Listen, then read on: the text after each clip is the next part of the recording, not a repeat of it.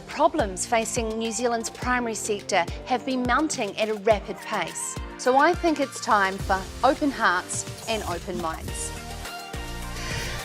Nā mai, haere mai, and welcome to another episode of Sarah's Country as we count down to our annual break with the last show of Sarah's Country on the 16th of December.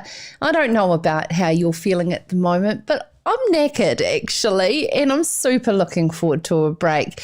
I mean, we only got busier when lockdown hit. For those who've just started to join the Sarah's Country journey, we actually brought this show to life the first week of lockdown. And we're also helping our clients communicate, their traditional in-person conferences, which were cancelled, into virtual form as well. So, we missed the memo. This is myself and Joel at the time on how to bake sourdough and Netflix must-watches, etc. But I'm so super grateful that we actually were given the opportunity to put this crisis to work in making the statement I had been hoping to do for some time in terms of a new way forward for rural media and how we talk to ourselves and have these in-depth conversations that we need to have in the industry.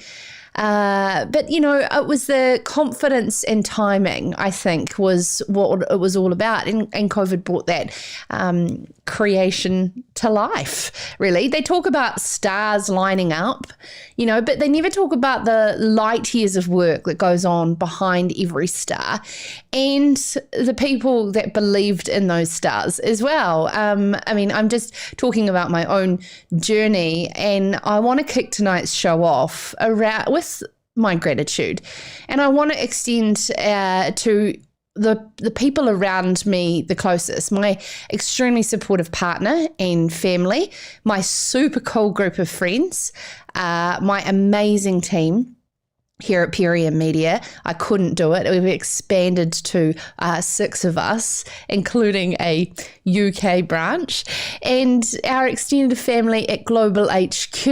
But lastly, my deepest gratitude is to Dean Williamson, the owner of Global HQ and Farmers Weekly, for believing and investing in me and my ideas. You actually put my determination on steroids and gave me the ability to make my dreams come true. So I'm super stoked then to actually get feedback he passed on to me from a couple of phone calls and conversations he's had, and talking about the audience, you listening and watching right now. Dean told me that a mate of his farming near Fielding rang his home just to let him know that he's been listening to Sarah's Country, and he's going to have to learn this podcasting thing because he wants to be able to listen on the tractor. And that was right through to a conversation that Dean had with the head of agribusiness at one of our major banks, living in Auckland, and loves Sarah's Country because of the in-depth interviews with all the right people. He said he listens on his Auckland commute. So thank you to each and every one of you that tune in on a regular basis to Sarah's Country, and to those who share about Sarah's Country with your friends and family and your colleagues to get it out there. But you know what? At the end of the day, I will always say a show's quality and success is based on the quality of its guests, and on this episode is absolutely no different. This show is pre-recorded because myself and the Irishman have taken off down south to do some filming on farm. I'm so excited. It's been so long. But therefore, sorry, I can't put any of the questions or comments to any of our guests. So I do apologise about that. And we will be back live next Monday. So on today's show, after 7:20, this is such a cool concept. Christchurch, New Zealand has created a prize pool of $130,000 in what's known as a Supernode challenge to uncover agritech innovation and nurture it through to commercial success. So the food fibre specialist for Christchurch NZ is Robyn Cox, and she'll join us about 7:20. After 7:30, the Southland farmer and founding member of an organisation called Groundswell, and a dear old mate, Laurie Paterson, is going to join us on Sarah's Country after his request to rewrite the essential freshwater rules in a petition to the government. And he wants it to be based on science and best practice for each individual catchment. So I look forward to catching up with Laurie. He is a very, very well, researched and networked man, and I'm sure he will bring a lot of sense and practicality to the discussion. To close the show, I saw this one on Instagram as a story and thought, how cool. It has had some attention on mainstream media, and it's our turn to talk to Country Contractors based here in the South Island. All those unwanted wilding pines is such a huge opportunity to make a difference this Christmas. Khan Adams, the managing director, will join us to close the show on how they're taking a unwanted pest and raising money for mental health. Very cool. But firstly, up on the show, after this very short break, the New Zealand Merino Company has opened its doors for new investors, so the tune of nearly $13 million. There's some incredible stuff going on at the New Zealand Merino Company, but I also want to know around the focus for Strongwall and what they're doing there. So CEO John Brakenridge will join us up next and says that there is lots of positives ahead. This is Sarah's Country.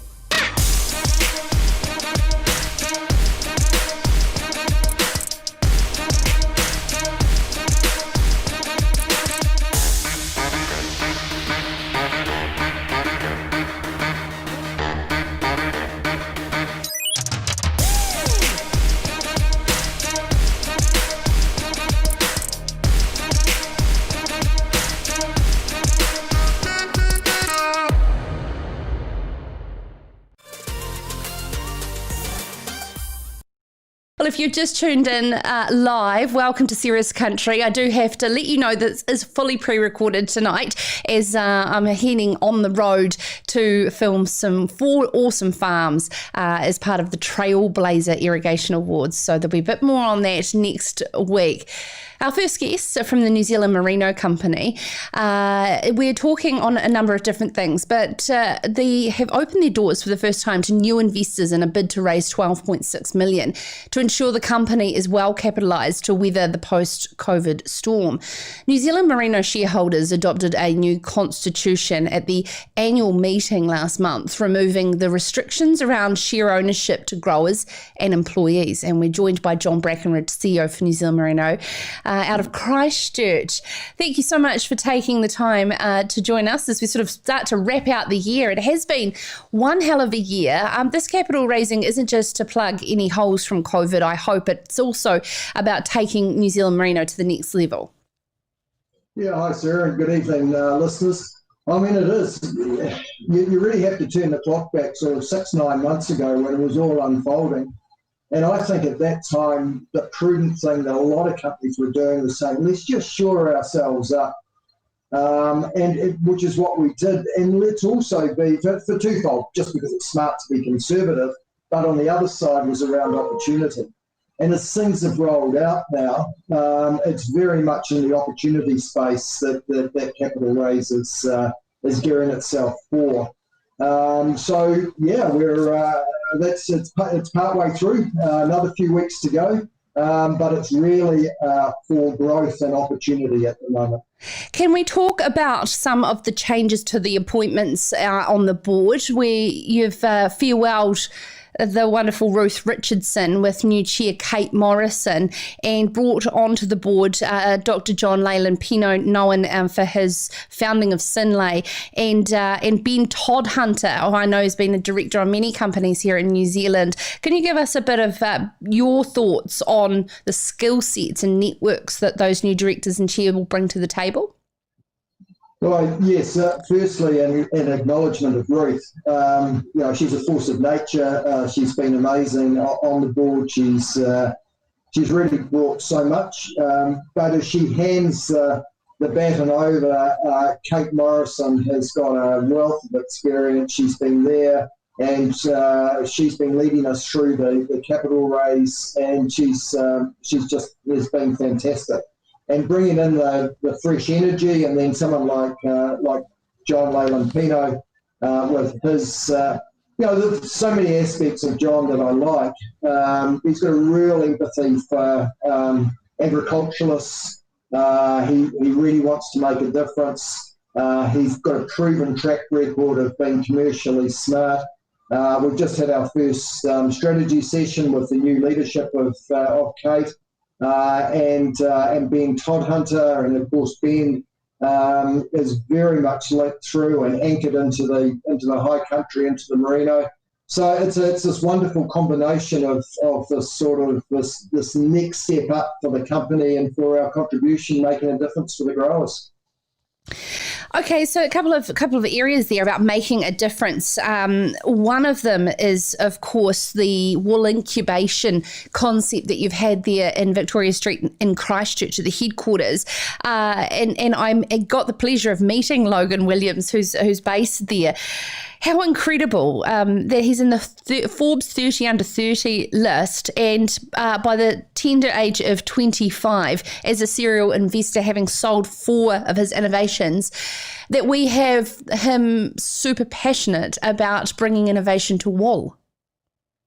Yeah, and isn't it, I think it's just so important we as a wool industry are projecting ourselves in the positive sense that it should be, so that we can attract people like Logan. I mean, we've got one of his product series. He's extruding this corn waste and wool into now producing this cup, and it's I don't know if the listeners can see it, but it's got the real texture of wool. It's whole new innovative uses, and as a replacement for plastics at a time when the world is wanting to move away from plastics, it's just incredible to have that sort of energy and smarts on board.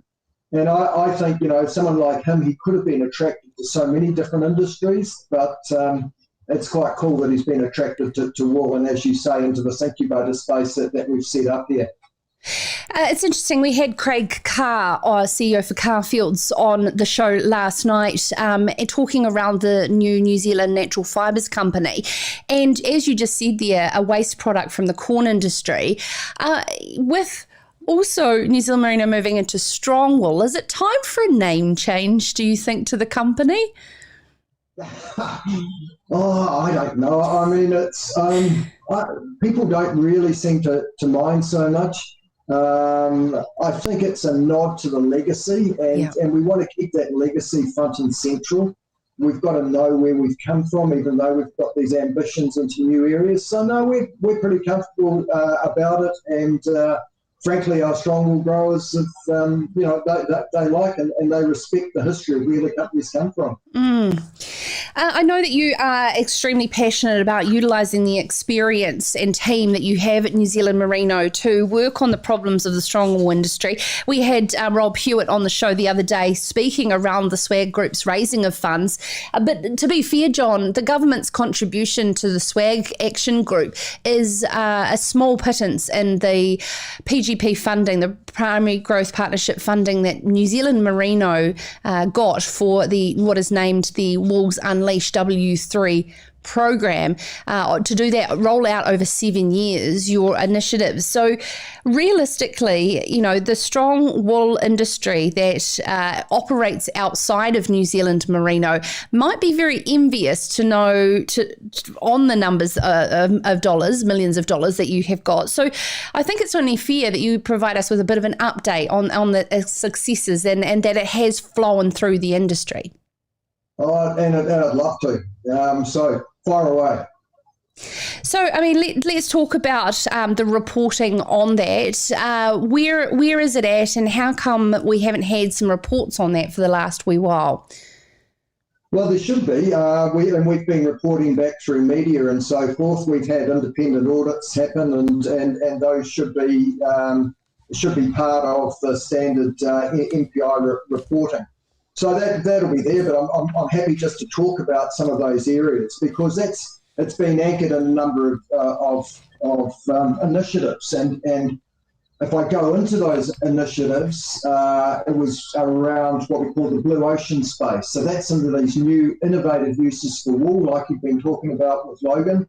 It's going into the other areas that you've seen. I mean, how we've worked with the Glarrock shoe here, what you've seen with the surfboard initiative, new areas around acoustics. There's a wide range of activities that we've gone into in what we call the blue ocean space. In the red ocean space, which is what can we do with strong wool, around 12 months ago, we wrote a report through to Cavalier, and just by way of example, and of course you've seen what is rolled out there. There's been, they've now gone to 100% strong wool. They've come in with long-term contracts, emulating what has happened in fine wool, and those are now coming through and being rolled out.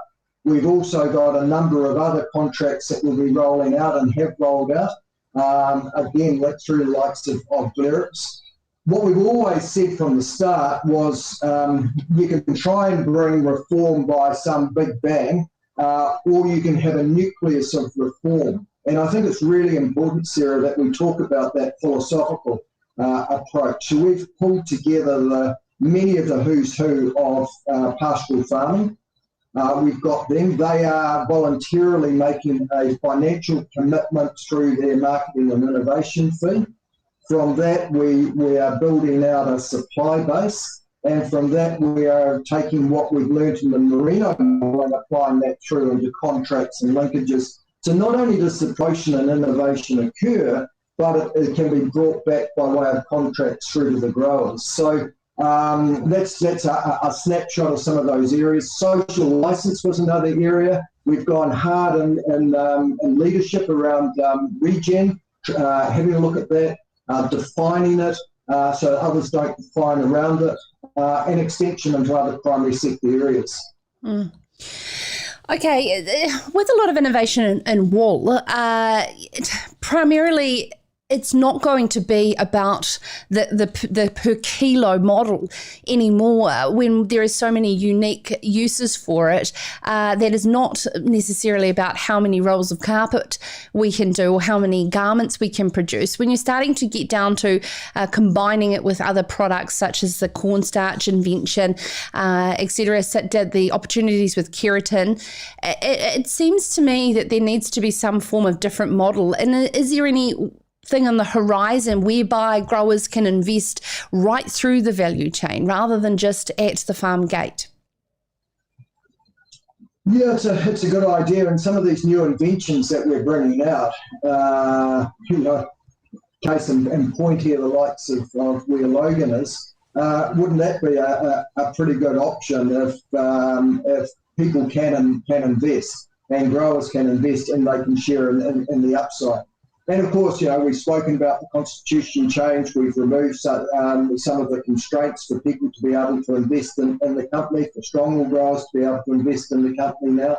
And as I mentioned before, I'm nevertheless very anchored about from the origins of where we've come from merino. So, in fact, it was interesting. Last week we held a strong wool meeting up in Hawke's Bay. And we were thinking it would be a small size, and it was actually bursting at the seams, and we called it time for disruption, because if ever there is an industry that's in need of disruption, it's that industry. And so we had a fantastic discussion. We're now rolling that out and actually building up our supply base too. So I agree with you. New ways of looking at new structures, new ways of capturing value, all of that's on the table with our W3 initiative. John, lastly, because maybe our last catch up prior to Christmas and the New Year, what does next year look like for New Zealand Merino? If anything, it's an amplification of what we've been doing. The merino fine wool side, the natural fibres, yes, from a commodity side, and some of the brands, they took a bit of a hit this year, but what's really starting to escalate again now. So how do we double it down on that? How do we get the initiatives, the wind in their sails, coming into strong wool? Look, Swan Dry here. They're around 40% up on their sales this time last year. So for us, it's a matter of really scaling what we've been doing, and hence, the likes of the capital raise. So high levels of energy, and a team that's just rearing to go, but in need of a bit of a break too. Good to hear. I'm glad to hear those words. Hey, thank you so much for taking the time to join us now and in the previous shows, John. It's always a pleasure to have you on Sarah's Country. I know that you're an extremely busy man, so thank you very, very much, and have a wonderful Christmas and New Year. Now, of course, sorry. Thanks, Sarah, and congratulations to you and what you've brought to the rural community with your program. And it's great that there's so many listeners who are so tuned into you. Oh, thank you so much, John.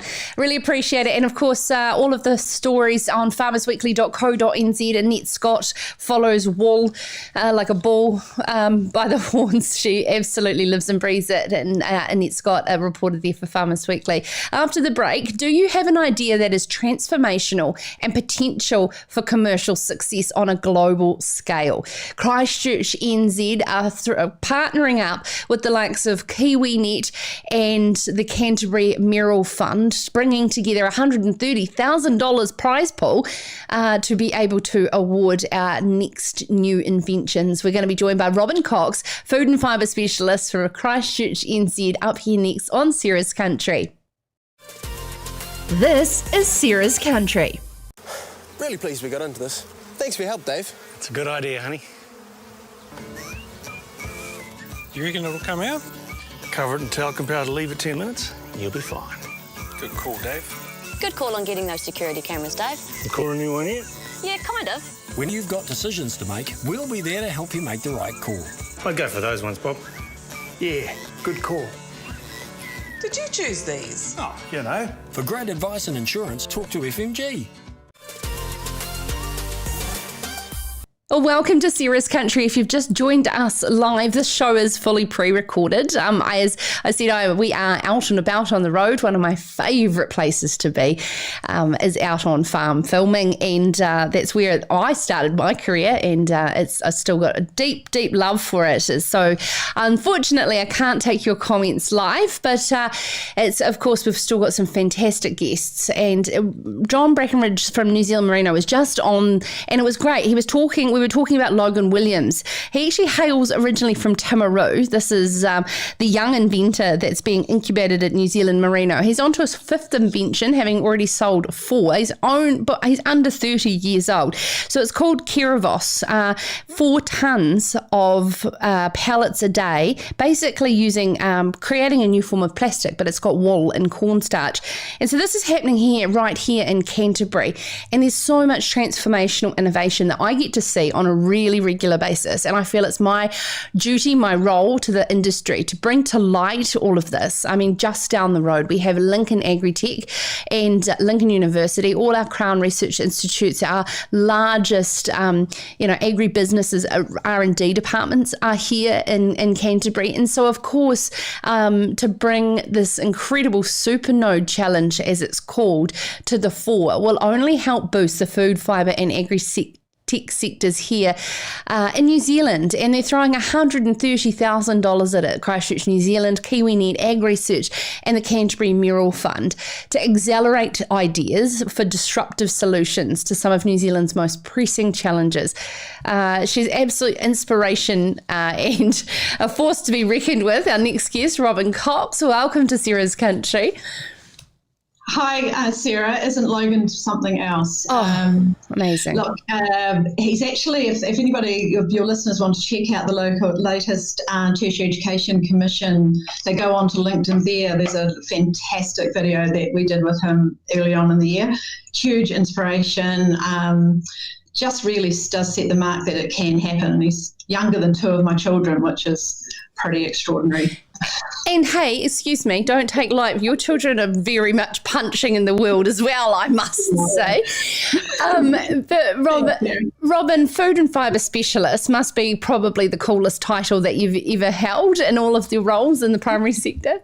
No, the word specialist is a little bit of a funny one, but what my role's become here at ChristchurchNZ is really the super connector, because I've had that experience right across the sector, even in education and on farm, and more recently around our innovators. That connection is the bit that I'm enjoying the most, and gets me out and about, just like it does with you, and meeting cool people. Oh, yeah, absolutely. If I could just spend my days just telling one person they need to talk to another person, I would just be complete. I totally understand. And I mean, the thing is about now pulling the curtains on these inventors who are tinkering away and absolutely putting them on steroids. So can tell us more about the Supernode challenge.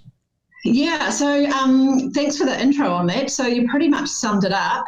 What we've realised here in Canterbury is there's just this extraordinarily amazing depth of talent, and it's about capturing it. And Cantabrians are generally of the ilk that they don't go to market until they're really sure of themselves, but a challenge is a way of doing that. They can get to market, they can go and talk about the idea, and a challenge allows them to get inside the fold of AgResearch, KiwiNet. We've got Food South on board as well as partners, and be mentored to develop their idea that they might have struggled to do without that challenge, and win some money in the process as well. So we know that there's lots of talent out there, even within CRIs and tertiaries, actually, and we want to flush it out. Take it to the surface, develop it, and use it to transform the sector, because the talent is there, the ideas are there, and we just need to capture them. Yeah, and capturing is such a valid point, because, I mean, it's such a Kiwi nature for us to be, too humble and cautious to our own fault. And basically collaboration and technology and agriculture have never really all gelled together. So how do we even start to do that? Yeah, so the innovation challenges were renowned in terms of capturing that talent and building innovation ecosystems and building collaborative ecosystems as well, which is another big part of the work here at ChristchurchNZ around building clusters of like-minded individuals around agri-technology. So, you're right. It's we can tend to, in New Zealand, hide behind the door until we think everything's perfect. And just looking at how the innovators around the world and the regions that are innovative in agri-tech, we saw that the challenge was a great way of doing it. And like I said, it's $130,000 in prize money, which when I've been wandering around talking to an innovation ecosystem, most people said, yeah, you had me at 130,000. So we needed to have something that had some punch there. Yeah. There's 50,000 guaranteed to go to a research team, which could be a CRI or tertiary researcher, and there's 50,000 guaranteed to go to enterprise teams. So that could be a big enterprise. It could even be one of our big five, or it could be a smaller business or a startup with an idea like Logan that no one has ever thought about before. So we're super excited. I think the biggest fear I have is that, that we only hear about the winners and we don't hear about all of the other ideas that maybe listeners to Sarah's Country want to, actually nurture and incubate themselves, so that we can take all of these ideas forward. Hey, that is an excellent point, and it's something that we've done. We've run 2 challenges here in the past, but what we're doing with this one is we're going to be capturing all of our entrants, which we haven't always done before, because although they may not make it to the first cut, anyone that's brave enough to enter a challenge is worth capturing. And the innovation ecosystem here in Christchurch we can work out where they fit, whether they're at early stage or pre-commercial, or that they're actually at that point that their idea is very well advanced and they need to be hooked into a specialist like AgResearch or Food South. So yes, I promise you, Sarah, I will be filtering through some pretty cool stories over the next 5 months. So it's it's kicked off now. Applications close end of Jan, and then the finale, there'll be 2 rounds, and then the finale of the top 10 will be at the Itipu, which is the Bomagrow conference here on May 11th. So any of your listeners that are planning to go to that, they'll be have that opportunity to actually see the winners and the presentations for them. Oh, how cool. You've just given me another reason to want to go to the Itipu Bomagrow Summit, which the last one was so incredible. So that's so great, because it was on the tip of my tongue. Where can I sit and watch the Dragon's Den of this? Because this sounds great. Yeah. Well, if you want to do the Dragon's Den, that will actually be happening at Tūranga, the Christchurch Central Library, the morning of the Itipu 11th. So you might have to slip away from the conference and do that. But if anybody would like to get in touch with you, and then you can pass on their details. I can give them more about that. Now, a really important thing, if somebody that knows someone that has got an idea that they want to take forward, definitely this is worth a nudge. All the information is on the website, which is ffachallenge.co.nz. And if your listeners are wondering what FFA, it's Food Fibre Agritech. And it's really important that people understand that their first submission doesn't have to be perfect. We're looking for the idea more than anything, and the accelerator is designed to fill those gaps to make it a more perfect application through the round. So that, just like your point that you were saying before, people are sort of hesitant to come forward, but a really great idea that needs developing is exactly what we're looking for, as well as the more developed ideas. But they're in for a treat. There's tens of thousands of in-kind support from industry experts available to help them get their proposal through the 4 months of the challenge.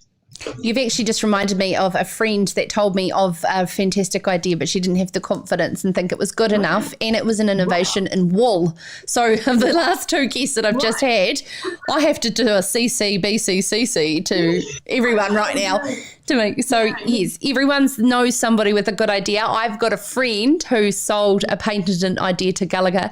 So, they're everywhere. Thanks for that as well, because a lot of people think they do have to have the rights to the IP. That doesn't mean they've actually gone and put a patent in. It just means they're not stealing someone's idea. So please, that as long as it's an original idea and they have the right to that original idea, they don't have to have gone through the legal system at this point to enter. So that was actually a really good point, because I know that seems to be a barrier for some people. Yeah, awesome. Thank you so much, Robyn, for all that you do for Food and Fibre and Agritech in Canterbury. And I know you're only just scratching the surface, and there's so much more to do. And Sarah, thank you. You're an inspiration. Oh, why is everyone being so nice to me on the show? I'm loving it. Thank you so much, Robyn Cox, Food and Fibre Specialist for Christchurch NZ. After the break, another old mate of mine, Laurie Paterson, founding member of what is now called Groundswell NZ and Southland farmer. They have come together, a group of farmers, to form a petition to the government to review and amend the national policy statement for freshwater management to ensure that it is based on science. This is Sarah's Country.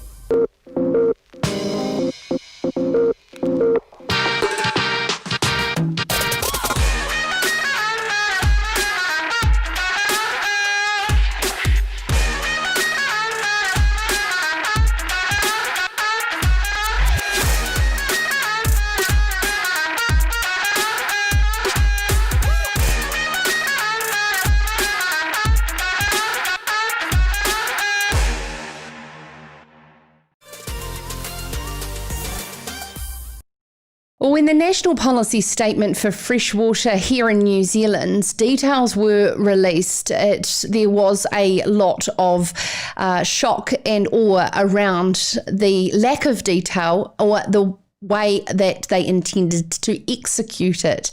You may have heard about a tractor trek into the centre of Invercargill in Southland, in Gore, my apologies, organised by Laurie Paterson and Bryce McKenzie of Southland, in a bid to make a petition and a noise to the government to say there is changes that need to be done to the policy statement. And Laurie joins us now out of Greenvale. Great to have you on the show. Finally, Laurie. Of all these years, we've had yarns about life. I know, yeah. People come back to haunt you, Sarah. I know, they do. So that's why you have to treat everyone nicely. Now, Groundswell NZ, how did the concept come about? Yeah, well, as you sort of mentioned, with the tractor gore, that arose out of Bryce McKenzie saying one day, look, these new rules are totally unworkable and we need to do something, and I want to make a statement. I'm going to drive my tractor to gore. And I said, well, that's fine. I'll come with you. And so two of us set off, and we ended up with 120 tractors, which you might have seen on TV1. And not only that, though, we had a lot of people that said, you know, we would have liked to have been there because it was about the only fine day of the week, and support you guys because we think someone needs to actually stand up and say that this is rubbish. And so we knew that we had, you know, quite a few people behind us, or a lot of people behind us. So out of that, some of the people that were there, we started Groundswell New Zealand, which we thought was an apt name, considering we were getting a bit of a groundswell, and it consists of 2 dairy farmers, 4 sheep and beef farmers, 1 dairy support operator, 3 people that are in the support industries to farming, and 2 contractors. We've got males and females, and we're just an apolitical group. So after we did that, the next thing is, what are we going to do next? Because having created, as I said to Bryce, you know, quite a bit of expectation, we can't just suddenly walk back and, you know, go to the pub in another year's time and say, oh, gee, remember the year we took our tractors to gore? And this is pretty important. So we were talking to an ex-MP, and he said, well, one thing that you probably need to do is do a petition. He said you can write to the minister as many times as you like, and he will answer your letters, and you can just throw them in the bin. But if you do a petition, it has to be presented to Parliament. It has to then go to a select committee and be discussed, and then it has to go from the select committee to the House and be discussed. So we've enlisted the help of Liz Craig, who's the Labor MP for Invercargill, on the list down there, and she also happens to be on the select committee for the environment, and so she's happy to present us for us. So with that in mind, Groundswell sat down and did the actual petition. Now, it's got to be in someone's name, so it's ended up being in my name, but it is the Groundswell New Zealand petition. So everyone had input into it, yeah. Now, the scary part about the world that we live in, Laurie, is that a petition seen against a freshwater policy in the eyes of every New Zealander may think that farmers don't want a policy statement for freshwater, but that's not the case, is it? Well, that's quite right. We're actually very keen on freshwater. Don't get us wrong at all on that. We're all environmentalists at heart, but it's just the fact that these rules are quite simply unworkable in Southland and also in many other parts of the country. And if you want something to happen, you really need to put something out there that people can relate to and work towards. Good to have a long-term goal, and we've all got the long-term goal of getting the very best freshwater we can. But if you simply put something out there that farmers kind of feel insulted about, I think, and they're being treated like a bunch of morons because you've given them, you've told them effectively that they've got to try and implement the impossible. Well, you won't really get buy-in to it. So, okay, for those with that in mind, the actual petition itself, when the group got together and we drew up what we wanted to put in there, and we covered off a whole lot of things. It was about a page and a half. And I thought in my naivety that we just cut and paste that into what we're going to do. But there's a limit on what you can actually put, not on what you can put, but how many letters you can have in the petition. So we had to change it around a bit. So we're focusing on the health and safety aspect, because obviously people out there trying to work paddocks when they're not right, when it's dangerous and that sort of thing is not good. Also, the mental well-being and stress of having to try and do the unworkable, if you like, and a lot of young farmers who are pretty highly in debt and being pushed into something like that. So sowing dates obviously comes into it. You can't sow down here until the ground's dry enough and until the ground temperature comes up, which a lot of people don't seem to understand. And seed is also a very expensive thing. So if you throw it on the ground and it doesn't grow, that's not a good option. And farmers anyway are going to want to get those paddocks back into production as soon as they can. So they're going to be sowing it at the very first opportunity.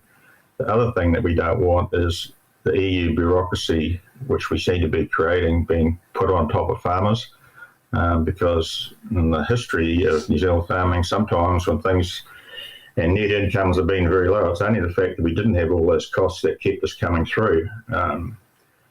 And it might be good for keeping all the country in jobs, perhaps, but for farming, having to get a consent for everything takes away people's initiative. And the other thing is that we believe that it should all be worked through catchment groups, where farmers get involved with the local, like in our case, Environment Southland or the Otago Regional Council, and work through systems of how they can make the catchment right. Because if a farmer is doing a really good job and we can measure it and say, yep, this is good, then why should they have to have a whole lot of costs burdened on them? And really, the catchment group and the regional council really need to work with the ones that perhaps aren't keeping up so much and help them get up to speed. So what does good look like when it comes to achieving something that we can as a country hang our hat on and be proud of the way that we farm under environmental regulation, so to our consumers and to our global markets? Because effectively it needs to have a financial outcome at some point in time. And I mean, I'm just trying to work out how we can make changes to what is here that's not just on an individual case-by-case basis that regional councils can get overburdened with consenting on. Well, I think one of the things is that we are doing a whole lot of stuff now. Farmers are doing heaps of stuff. You've got to watch Country Calendar to see what's going on. And it's easy, of course, to say, look, we're doing a lot, but people say, what are you doing? And in our case, where's the farm that's pretty reflective of around here? And because we've had contact, if you like, with Environment South and then got some ideas from them, we've changed the way we do things a lot. So number one is when we've got stock out there winter feeding, and I think that's another thing people need to realise, that places like Otago and Southland, we have a drought every year. It's just called winter. Nothing grows for about 4 months of the year. And not only that, it's very wet. So we have to have crops, or we have to have feed to keep the whole thing going. So one thing we do is we now feed our stock down slopes. So we've got a filter down below it before it gets to any waterway. We don't plough, when we're ploughing paddocks, we don't plough the swales or the little where surface water's going to run down. We leave that in grass for a filter. Okay, we're fencing streams, we're doing riparian planting, and we're building also sediment traps, which is effectively a smart word for a dam, to catch any sediment that does run off, and then you can get it out and spread it back onto the paddocks. The other thing that we do in this area is that we've obviously got the ground back into crop as soon as back into grass as soon as we can. We do that because about now we're starting to get a thunderstorm time, and so in our situation we've got about 5 paddocks, if you like, that are in winter crop, and we've got them spread around the farm, so they'll be 1 or 2 kilometres apart. Thunderstorms can be very high rainfall, but pretty localised. And so, anything to do with the weather's a risk. So that's actually spreading the risk that if something did go wrong, we'd have it covered. But if we have to, because of the slope rules, bring all our animals down and just put them down on the flats altogether, and you have a thunderstorm go through it, it's going to have exactly the opposite effect as what they're trying to do, because it will go in the river, absolutely for sure. And we also aerate or deep rip all our crop paddocks, so when it does rain, the rain goes into them rather than run across the top and go out. And just to show what great environmentalists we really are, Sarah, during the lockdown, we trapped 150 magpies to give the Kiraroo a chance. So, this is the problem farmers have. They're doing a lot of stuff, and a lot of it's going to come on stream and get better and better and better because nature takes a little while off them, and they just feel like they're getting bagged, really. I've been in South America, and I've also been in South Asia, and I have seen some polluted rivers, and I haven't seen one in New Zealand like that yet. But that doesn't mean that we don't want to do the very best to get the absolute highest standard we can get. And just about every farmer I talk to is keen to do that. We need to get some measurements in place, though. One of the things is we're told that if we work ground over 20 degrees, which we've often done here in the past, that we're going to lose something like 22 tonnes of soil every year. Well, we've been on this property for 120 years, and if that was the case, we'd be sitting on the clay probably waiting for a government handout, and we've got plenty of topsoil. And, where do these figures just appear from? Where's the science behind them? And that's what we're saying. All these things need to have some science behind them. We need to do plenty of measuring, just like the COVID thing. If you don't test people, you don't really know. And this is the same. We should be putting money into testing, and then we can do best practice around that. Oh, Laurie, you've always been a man of wise words, but no, practically as well. Thank you on behalf of the farming community for making a stand, yourself and Bryce and the bigger team behind Groundswell NZ. It's fantastic to see the momentum that you have built around this, and he is hoping that the government do listen to your concerns for the welfare of New Zealand farmers, and particularly, as you said there, young farmers, highly indebted farmers with this extra pressure. Laurie, have a wonderful Christmas, a big love and extension to your family, and it's fantastic to catch up, and hopefully you get a break as well. Thank you so much, Laurie Paterson. Thanks, Sarah, and don't ask people to go onto the Groundswell New Zealand website, and if they feel like doing it, do the petition, please. Wonderful. What's the web address there? We can just give a shout out, Laurie. It's just on Facebook at groundswell.com. Groundswell NZ, sorry.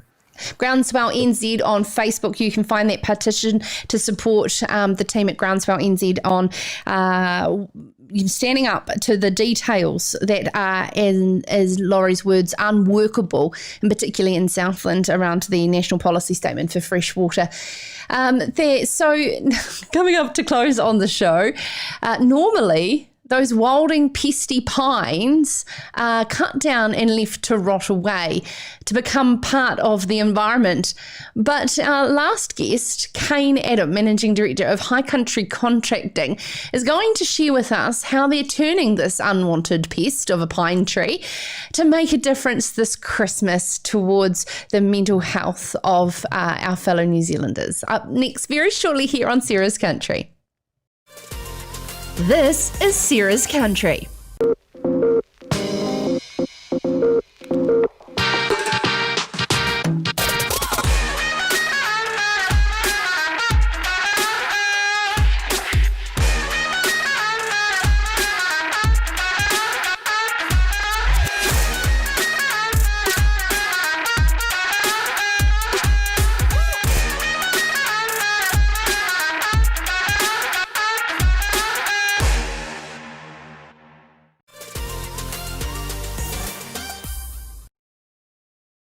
Well, welcome if you've just tuned in live to Sarah's Country and missed the fact that this is a fully pre-recorded show. I'm so sorry I can't take your questions and comments live to our guests, but we will be back live on Monday next week, out and about on the road around this beautiful country, New Zealand. Now, Country Contracting usually leave their wilding pines to rot, but they have decided to, this year for Christmas, donate them to a charitable cause. Joining us now is Managing Director for High Country Contracting, Khan Adam. Welcome to Sarah's Country, Khan. I saw this actually pop up on my Instagram and I thought, what an awesome story. But firstly, for those who are not really aware on why wilding pines are such a problem here in New Zealand, can you set the scene for us? Yeah, cool. Well, thanks for having me, Sarah, and the opportunity. I guess those of us that are familiar with the high country of the South Island and some of the areas of the North Island, you just got to drive through the Mackenzie Basin and see the green invasion of the wilding pine trees taking over our sort of our iconic landscape. Most of them have sort of started from sort of legacy plantains or tree rows or something on properties, and they've just spread in our winds and the seeds carrying away and really taken over the countryside. And October this year was an example of when they are absolutely at their heightened problem with the Lake Ohau fires, 48 homes destroyed, and that was wilding pines. And there was only one just shortly before that at Lake Pukaki as well, and that took a home there as well, but also destroyed a lot of our quite iconic landscape as well. Hey, so what was it like when you're out there? Explain to us what your day-to-day job is like to get rid of them. Sort of on a chainsaw and just biff them onto the next one, biff them on the ground. Is that normally the case? Yeah, pretty well. Like we're paid just to kill these trees, and we do it in the most efficient and effective way possible. So picking them up and taking them home is not the way to go about it. So we're just cutting them down and leaving them really. Just left to rot. And then you thought, well, you're not much of a Grinch. You obviously love Christmas and putting a smile on Kiwis' faces. So tell us about the Christmas charitable initiative.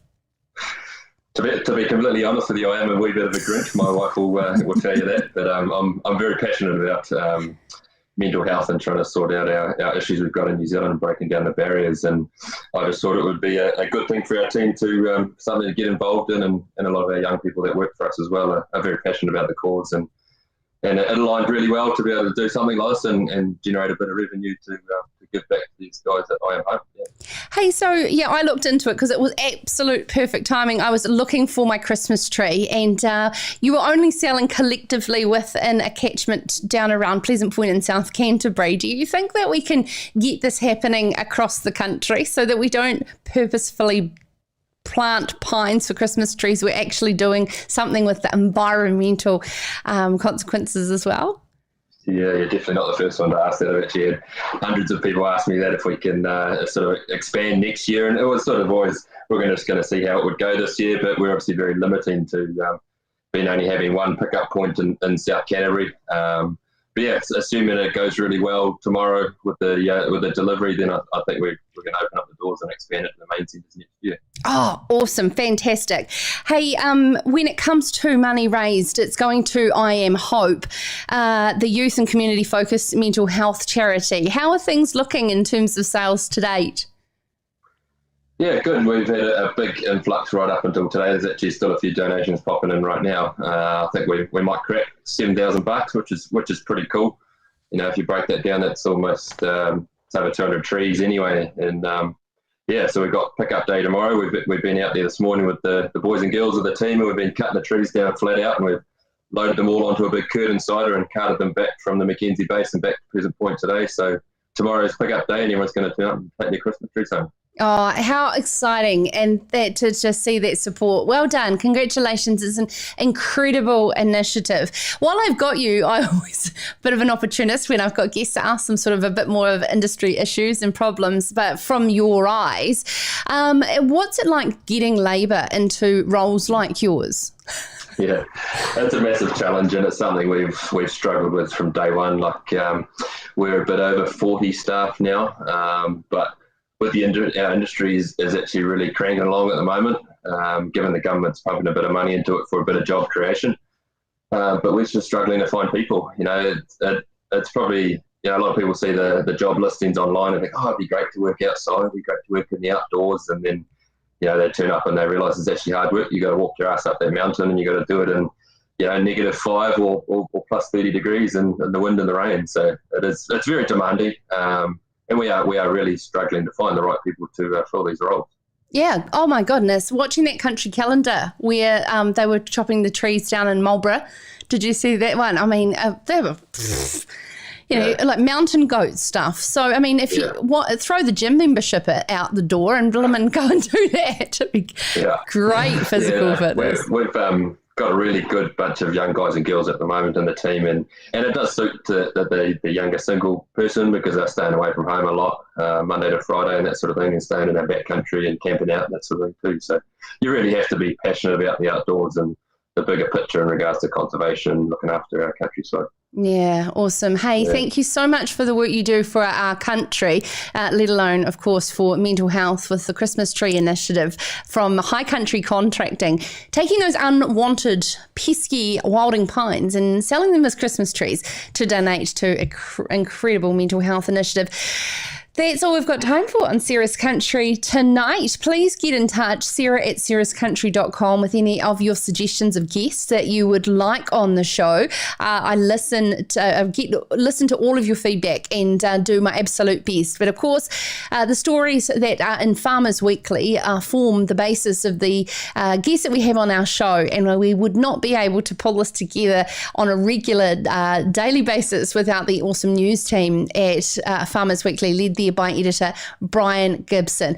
It's certainly a large team effort doing this, and I absolutely love it. We'll be back tomorrow night from 7 p.m. live on sarahscountry.com, as well as, of course, you can catch all of our interviews on demand on podcast as wherever you are around the wonderful globe or earth that we live on. I do say that because I am getting so much feedback internationally from those who are listening from around the world. So thank you so much for being with us here on Sarah's Country.